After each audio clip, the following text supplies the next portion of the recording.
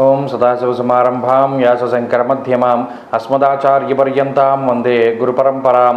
జ్యోతిషశాస్త్రాన్ని భావితరాల వారికి ప్రసాదించిన ఋషుల యొక్క పాదపద్మాలకి నమస్కారం చేసుకుంటూ, అలాగే నాకు ఈ జ్యోతిష విద్యను నేర్పిన గురువర్యులు జ్యోతిష బ్రహ్మ కీర్తిశేషులు శ్రీ ఈరంకి సూర్యనారాయణమూర్తి గారు, సూర్యశ్రీ దైవజ్ఞ గారి యొక్క పాదపద్మాలకి నమస్కారం చేసుకుంటూ, ఓం శ్రీ మహాగణాధిపతే నమః, శ్రీ గురుభ్యో నమః, హరి ఓం.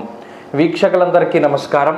మే నెల 5వ తారీఖు లగాయితూ మే 11వ తారీఖు వరకు ఉండేటువంటి గ్రహగతుల ఆధారంగా ద్వాదశ రాశుల వారికి ఈ వారం ఏ విధమైనటువంటి శుభాశుభ ఫలితాలు కలగబోతూ ఉన్నాయో ఈ కార్యక్రమం ద్వారా తెలుసుకుందాం. అందులో భాగంగా ఈ వారం ఉండేటువంటి గ్రహగతులను గమనిద్దాం.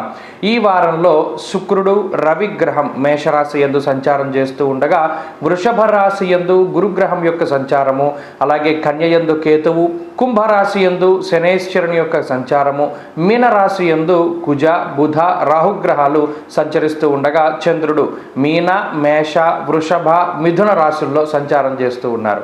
ఇటువంటి పరిస్థితుల్లో ద్వాదశ రాశుల వారికి ఏ విధమైనటువంటి ఫలితాలు కలగబోతుందో తెలుసు. ధనురాశి వారికి ఈ వారం సానుకూలమైనటువంటి గ్రహస్థితి గోచరిస్తూ ఉన్నది. ప్రత్యేకించి తృతీయ స్థానమందు శనేశ్వరుడు అనుకూలిస్తూ ఉండడం, చతుర్థ స్థానమందు బుధుడు యోగిస్తూ ఉండడం, పంచమ స్థానమందు శుక్రుడు అనుకూలంగా ఉండడం, షష్ఠ స్థానమందు చంద్రుడు అనుకూలంగా ఉండేటువంటి పరిస్థితులను గనక మనం బేరేజ్ వేసుకుంటే 4 నుండి 5 గ్రహాల తాలూకు శుభ ఫలితాలు ఈ రాశి వారికి రానున్నాయి. అయితే ఈ రాశి వారికి అర్ధాష్టమ కుజరాహువుల దోషం మాత్రం ప్రధానమైనటువంటి ఇబ్బందిగా చెప్పవచ్చును. అయినప్పటికీ కూడా ఈ వారంలో ఉండేటువంటి చంద్రబలం వల్ల గత వారంతో పోల్చుకుంటే చంద్రుడి యొక్క బలం అనుకూలంగా ఉన్నది కాబట్టి, ఆ బలం పెరిగింది కాబట్టి మానసిక ప్రశాంతత అధికంగా ఉంటుంది. కుటుంబ పరంగా లేదా జీవిత భాగస్వామి పరంగా ఎన్ని రకాలైనటువంటి చికాకుల్ని అనుభవిస్తూ ఉన్నప్పటికీ కూడా ఏదో ఒక చోట మనసు కొంత ప్రశాంతతని పొందుతూ ఉంటుంది. అది నచ్చినటువంటి ప్రాంతాల సందర్శనమో, నచ్చినటువంటి వ్యక్తులతోటి మాట్లాడుతూ ఉండడమో, లేదా నచ్చినటువంటి ప్రదేశాలని సందర్శిస్తూ ఉండడం, నచ్చిన భోజనం చేస్తూ ఉండడం ఇత్యాది విషయాలు ఏమైనా సరే అయి ఉండొచ్చు. మానసిక ప్రశాంతత అనేటువంటిది పొందగలుగుతారు. దీనివల్ల కష్టపడినప్పటికీ పోనీలే మనకి ఇలా జరిగింది అనేటువంటి ధోరణి కనబడుతూ ఉంటుంది. అయితే ఎల్లప్పుడూ కూడా కుటుంబానికి కొంత దూరంగా ఉండేటువంటి పరిస్థితులు ఉన్నాయి. ఉద్యోగపరంగా కానీ వ్యాపార పరంగా కానీ కుటుంబానికి దూరంగా వెళ్ళి పనిచేయవలసినటువంటి పరిస్థితులు గోచరిస్తున్నాయి. ఆ ఒక్క విషయంలో మాత్రం కొంత ఇబ్బంది ఉంటుంది. అయితే ఆ ఇబ్బంది వల్లే నిద్రా సౌఖ్యము, భోజన సౌఖ్యము అనేటువంటివి తక్కువగా ఉంటాయి. మరీ ముఖ్యంగా ఎక్కడ ఇంటి భోజనం దొరకకపోవడం, బయట హోటల్స్లో తింటూ ఉండడం, హోటల్స్లో పడుకుంటూ ఉండడం లాంటి విషయాలు ఈ రాశి వారిలో ఎక్కువగా చూడవచ్చును.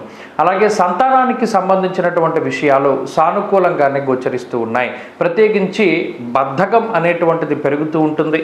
ఈ వారంలో బద్ధకాన్ని గనక వదిలి మీరు శ్రమ చేయగలిగితే ఖచ్చితమైనగా మంచి ఫలితాలని పొందగలుగుతారు. ఉద్యోగపరంగా ధనురాశి వారి యొక్క స్థితిగతులు సానుకూలంగా గోచరిస్తూ ఉన్నాయి. ఉద్యోగపరంగా చికాకులు ఏవి కూడా కనబడడం లేదు. స్వయంకృత అపరాధాలు మాత్రమే కనబడుతూ ఉన్నాయి. అనగా మీకు మీరుగా చేసుకునేటువంటి ఏవైతే పనులు ఉంటాయో వాటి వల్ల ఇబ్బంది తప్పితే గ్రహస్థితి వల్ల ఏమీ కాదు. అలాగే వ్యాపార పరంగా సానుకూలమైనటువంటి ఫలితాలు ఉన్నాయి. వ్యాపార లాభానికి అవకాశం ఉంటుంది. విద్యార్థులకి గ్రహస్థితి చాలా అనుకూలంగా ఉన్నది. అలాగే స్త్రీలకు ప్రత్యేకించి ఈ గ్రహస్థితి కుటుంబపరమైనటువంటి ఇబ్బందులను దూరం చేస్తూ ఉద్యోగ వ్యాపారాలలో ఎదిగేటువంటి విధంగా ఈ గ్రహస్థితి సహకారాన్ని అందిస్తూ ఉంటుంది.